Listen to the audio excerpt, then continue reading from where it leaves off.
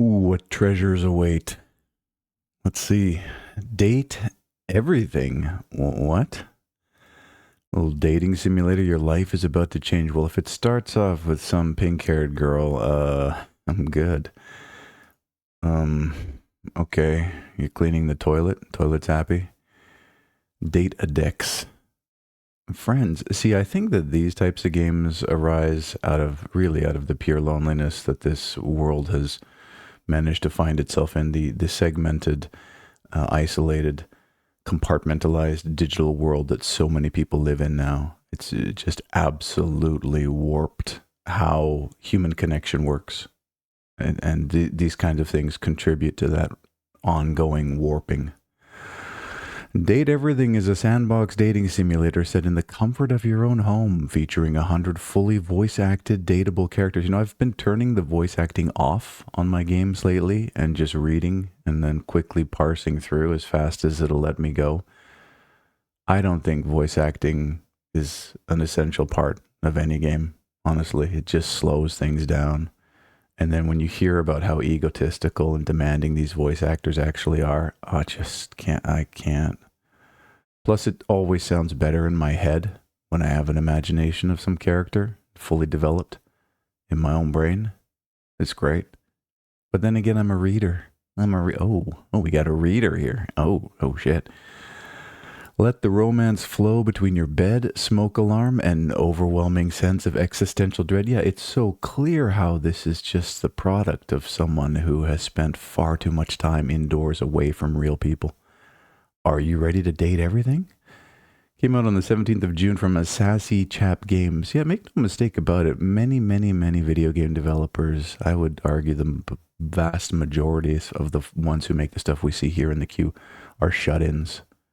They're 100% shut-ins who lack true socialization and proper social contact. Anyways, there's a demo. They want $38.99 for this, but Playsome has you with a 25% launch discount. Your BFA in customer service unfortunately goes to waste as you lose your job to AI. First of all, Bachelor of Fine Arts in Customer Service, I get it. Somebody pursued the wrong degree and ended up working at Starbucks. This is just it's a commentary. Ugh. So you can date inanimate objects. Good God. Fully voice acted. I don't care. At least 3 endings per dateable character. So there's 300 endings. This cat boy. What are we doing? What are we doing? No. No. Victoria 3 Charters of Commerce. Victoria is the only Paradox video game that I have ever seen a full game through to completion. I really enjoy it. You set political policy. Warfare isn't really a major point of it, although there is war that you can engage in. Mostly it's economic war, and it's very educational. I'm not saying I recommend it, I'm just saying it's something I enjoyed. You couldn't date the countries, though. Maybe that's where it was lacking. So this is some add-on for it. Came out on the 17th of June from Paradox. Paradox, they want $26.99 for this, but if you wait long enough, it'll be $5. I can wait long enough. Also, there's an expansion pass, I guess, which will help. I don't know that this has a subscription yet. I don't think there's enough content for it. But what are they adding? Company charters, an investment charter, colony charter, an industry charter. With monopolies, grant your companies an exclusive right to certain industries, give your government a monopoly on crucial industries, force your country to give monopoly rights to one of your companies. It's interesting. I'll hear people rail against capitalism and the historical exploitation of human beings and all that stuff, and that's great. And it's fine to reject it and dislike it. But I've found, at least over the last 20 years of my life, that analyzing it and understanding how to use it to your advantage is far better than sitting there and whining about it, because it isn't going anywhere. And if anything, it's only going to advance and evolve into an even more exploitative, more evil structure. So you might as well be on top of things. And that's just where I stand. Prestige goods, unique good variations produced by companies providing a trade advantage, improved building throughput, and more. Okay. Part of a free base game update. Oh, what's this? Yeah, they always do this. They'll give you some stuff you got to pay for, but when they do the update, it's like a patch trade. Charters let companies trade their manufactured goods on the world market. So that's the base inclusion. Well, if I ever get back into Victoria 3, like I said, I only ever finished one game of it. I didn't sit down and keep playing it over and over again, but it's a beautiful game for this type of thing. Very, like, the UI is just gorgeous. I'll consider it. Dead by Daylight, Five Nights at Freddy's. Now, Dead by Daylight, how old is this game now? Incredible that they can do all these tie-ins. They must be so rich with IP. I wonder how the licensing deals work. Do they have to continually renew them? Is it a one-off? Lots of question marks there. But yeah, Animatronic Nightmare now gets to chase you down. I've played this game a couple of times. It didn't really grab me because it's an endless sort of do it over and over again forever. You don't ever really win these types of games. You never win. You just get sucked in for one more round. If you're not familiar with the concept, it's 4 versus 1. One person plays the killer, 4 people play the survivors trying to get out. You got to go around, do a bunch of tasks to open doors and get away. Meanwhile, the killer's hunting you. So you can buy this particular killer for $6.49. Every killer adds like a whole new sort of mechanical skin to the thing. No pun intended. New killer Springtrap, the animatronic monstrosity of flesh and metal. Springtrap's bloodstained past is littered with the innocent dead. Okay. He has Fazbear's Fright. It has Fazbear's Fright. Can launch a powerful projectile which embeds itself in a survivor and makes them susceptible to a terrifying close-range grab attack. They'll be broken, oblivious, and unable to heal until they remove the projectile. A near miss will briefly highlight the survivor with killer instinct. You may automatically recall the projectile back to your hand. Oh, so you're like Scorpion in Mortal Kombat. Okay. Oh, and it's a new map, is it? At the start of the trial, 7 security doors are spawned throughout the map. They can be accessed by Springtrap and the survivors. Upon entering a security door, Springtrap, you'll see the aura of every security door on the map. You can exit from any one of them, allowing you to traverse the map. If you exit into a room occupied by a survivor, they'll be instantly grabbed. Oh, that's a jump scare. Nice, yeah, this is a pretty good translation. It must be fun for these developers to translate these existing intellectual properties into their game mechanics. That's kind of cool. 3 perks: help wanted, damage a generator to make it compromised, phantom fear. When a survivor in your terror radius looks at you, they scream and briefly reveal their aura. And haywire exit gates will steadily regress. While regressing, survivors will see the lights randomly flicker. And there's the new map, Freddy Fazbear's Pizza. Okay. Yeah, I don't play this game, but for those who do, you've now got more content. Soulstone Survivors. Oh, is it another survivor-like? I guess it is. It looks a little bit... Well, you've got 5 powers at the bottom. It's more of a MOBA interface. Slightly lo-fi graphics. Looks like a lot of it was slapped together from an asset pack. And there's that pick 3 every 30 seconds and then move around and try not to get hit. These games are largely, in my opinion, for gamers who are afraid to play games. They just want to make a bunch of decisions and watch things happen, which is fine. It's not for me. Face the Lords of the Void and their endless minions. Collect the soul stones and become a god in this action roguelite. Unveil secret spells, craft mighty weapons, unlock multiple characters, discover game-breaking synergies, and conquer the power of the void. You will never. The void is indifferent. It does not care about you. That's the point of it. Came out on the 17th of June from Gamesmithing Limited, and they're serious about the business over there. Self-published. There is a demo. They want $12.66 with a 35% launch discount. Oh, and there's a roadmap. Oh no. This was the roadmap to launch. I guess they can pull this down now. It's nice to keep it up, I guess, as a history. But you get it. Walk around, make a decision every 30 seconds or however long it takes you to upgrade. I'm okay. I played Vampire Survivors. It was plenty. What is this? Crime simulator? More simulator slop. Is this Playway SA? Pounding another one of these things out onto the marketplace. Like, they don't need asset packs anymore. They probably have enough of a foundation with all the developers they have putting these things together. I'm assuming it's Playway. It could be anybody. It's just somebody capitalizing on the simulator genre. Do crimes. Oh, shoot cops with crossbows. Yeah, that's always fun. I saw there was a new update to Grand Theft Auto Online. I spent about 400 hours in the new enhanced version on PC. Probably got to download it again and take a look. You're out of jail, but the debt isn't gone. Sneak, steal, and break into houses solo or in 4-player co-slop. Use lockpicks, sleeping gas, and brute force to complete jobs, outsmart security, and make enough money before time runs out. Will you pay back what you owe or lose everything? I mean, as soon as you start doing crime, you've lost everything. You're destroying your character and you're hurting society. So, I mean, that's just a net loss overall. 17th of June from Cookie Dev and Ultimate Games essay and Playway essay. Of course, you tried to hide. I found you. You were there. 1709 with a 10% launch discount. You can get a bunch of crime simulations on top of this. Drug dealer simulator. Come on now. But you get it, right? That's how these games work. They have a bunch of upgrades that help you do the tasks better. I think if anything, I would play Payday, the original, or even that Rockaway City. Is that what it's called? It was pretty fun. Anyways, I'm good. Lost in Random, The Eternal Die. Now, Lost in Random is a game that's been sitting on my to playlist forever just because of the aesthetic, the sort of claymation style. A lot of love put into this game. But now this looks like a pick from 3 every 30 seconds roguelite. You can turn any IP into a roguelite if you twist your brain hard enough and you really want to capitalize. But how many of these games do we need?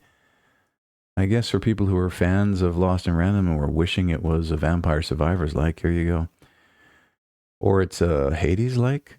Take on the ancient, as long as there's a lot of agency, like if you actually have to move around and attack things, that's kind of, it's amazing how vast of a gulf of gameplay there is between the traditional Vampire Survivors like, where you just walk around, and then an actual action ARPG like Hades or Binding of Isaac, where you actually have to shoot. Like that adds a whole other vector on the graph that you have to be responsible for. The skill jump is massive.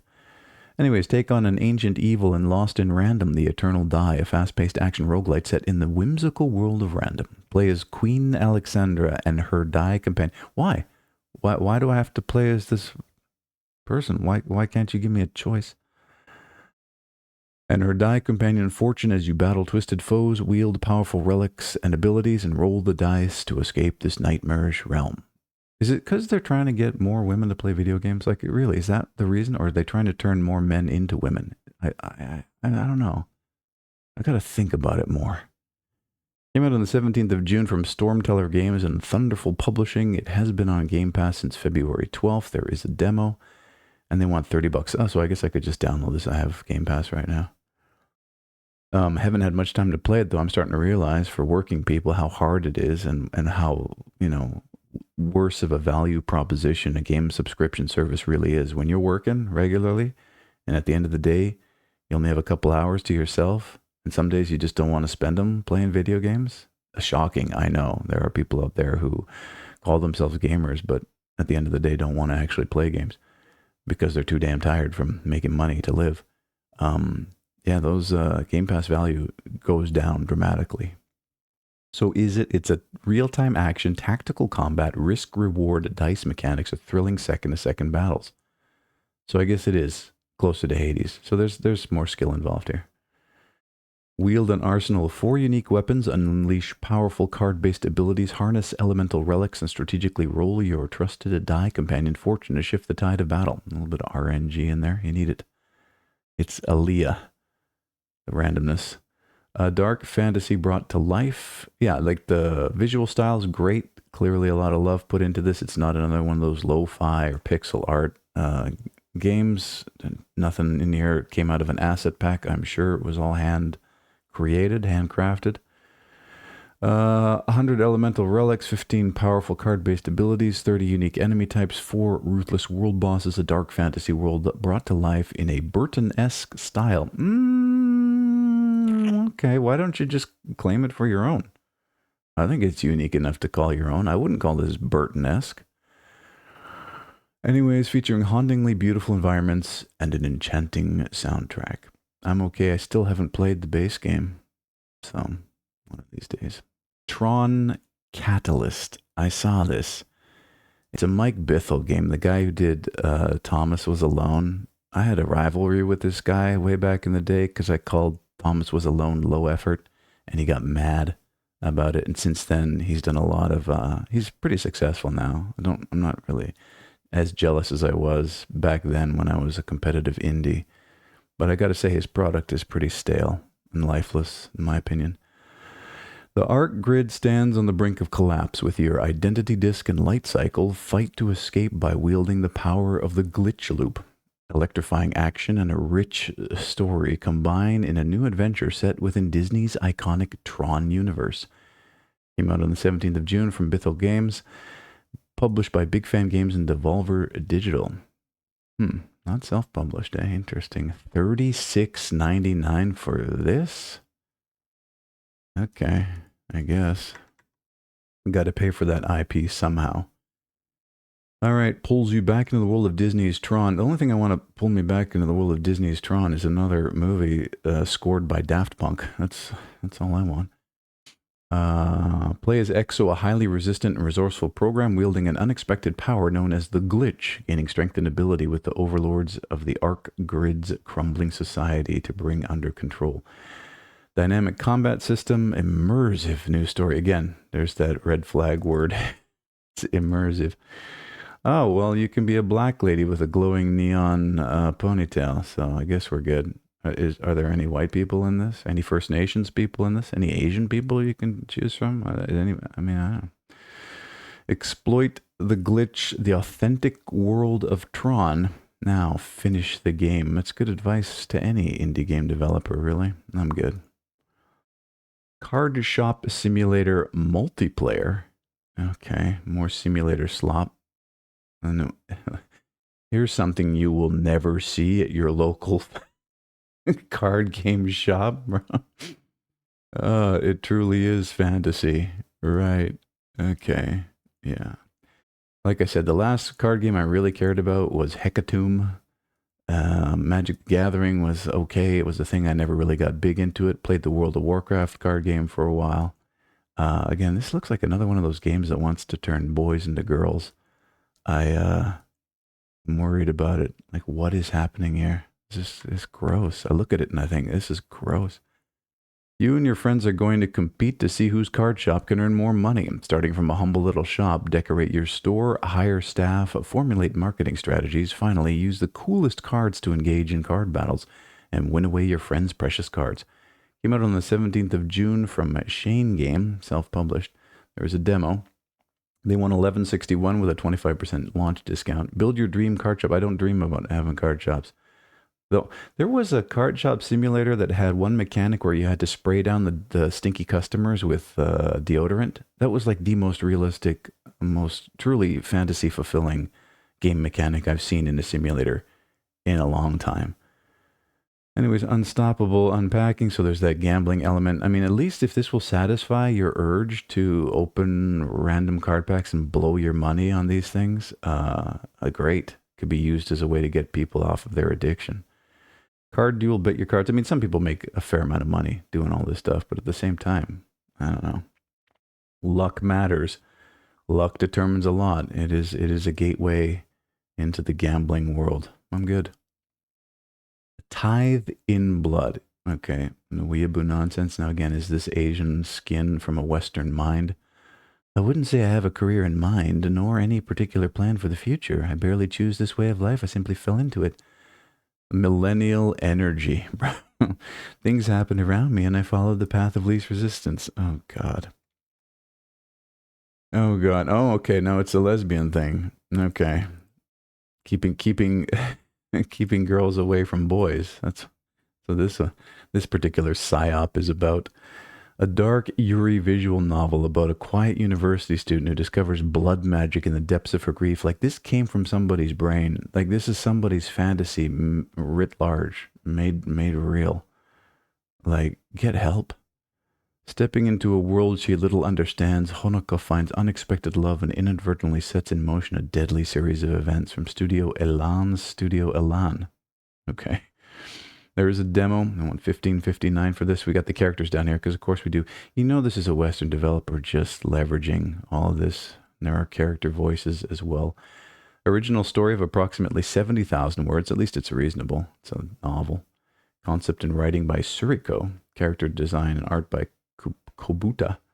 Fully original soundtrack by Claire DeLuca. Fully voice acted in Japanese. Oh, so maybe it is. But I don't. Studio Elan? Whatever. I can't care. I can't invest any cycles in thinking about it. Cube Chaos. From lesbian Asian schoolgirls to college girls to an actual game. Wow. It's so rare these days. So what's the deal here? After this is created, a rat above not every 5 mana ally. After this is created, create a rat above every not 5 mana ally. Song of Rats. I don't get it, but I like it when I can look. Okay, well, we've got the roguelite map, though. A trader's caravan. And you can tell, I mean, here's definitely like, I don't want anybody to think I made this with ChatGPT.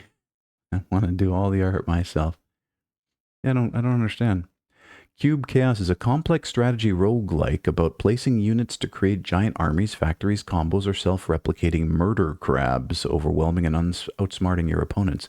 Build and adapt the new strategies each run using a ludicrous variety of units, perks, and more. Came out on the 17th of June from Unarg, self-published. There's a demo. All right, check it out. I mean, I'm already sold because, like, why not? It's free, and I'm confused about what it is. They want $12.39 for it.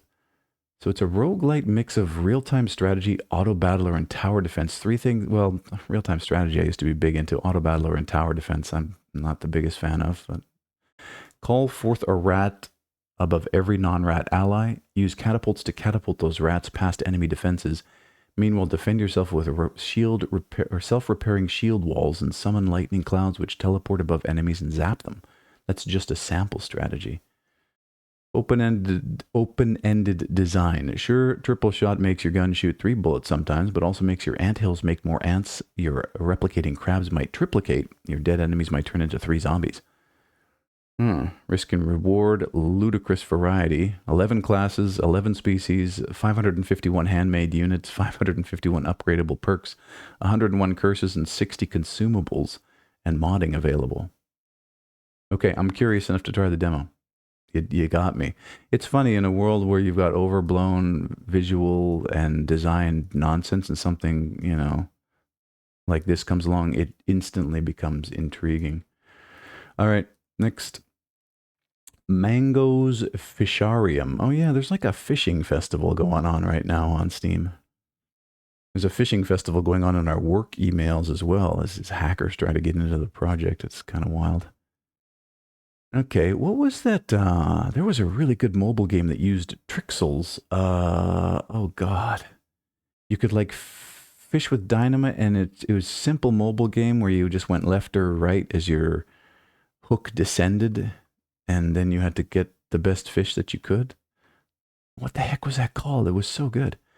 Mango's Fisharium is a short incremental game about catching unique fishes and displaying them in the fish aquarium. So it's a idler tapper thing designed to be completed in around 4 hours. Came out on the 16th of June from Everac Studio, self-published. There is a demo. They want $3.50 for it. So help them get the fish. 11 fishing locations, 51 fish to collect. All fish have their shiny version. Short gameplay, less than 4 hours. Really big and satisfying numbers. I don't generally get satisfied by big numbers. It takes a lot more than that these days. And even then, sometimes I find I just get what I need. But I'm good. I'm good with incremental idlers, and this splash art does nothing for me. All right. Dragon Loop. I think this is the last game. So you are another magical jumping girl. Okay. Is this in the vein of Celeste, or somebody who got tired of waiting for Silk Song?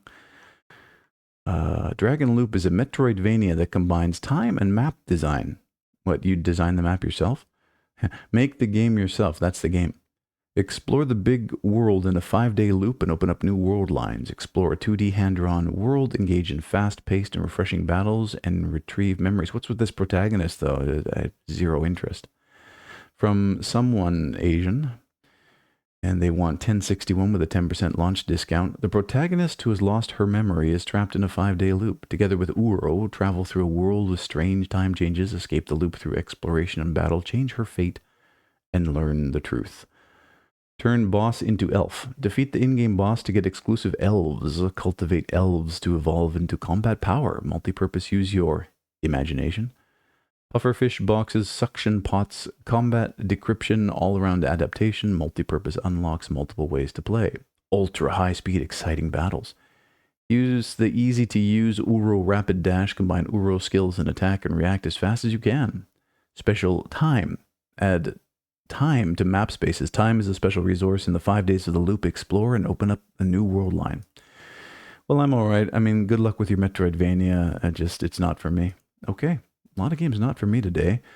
17,739 titles have been viewed.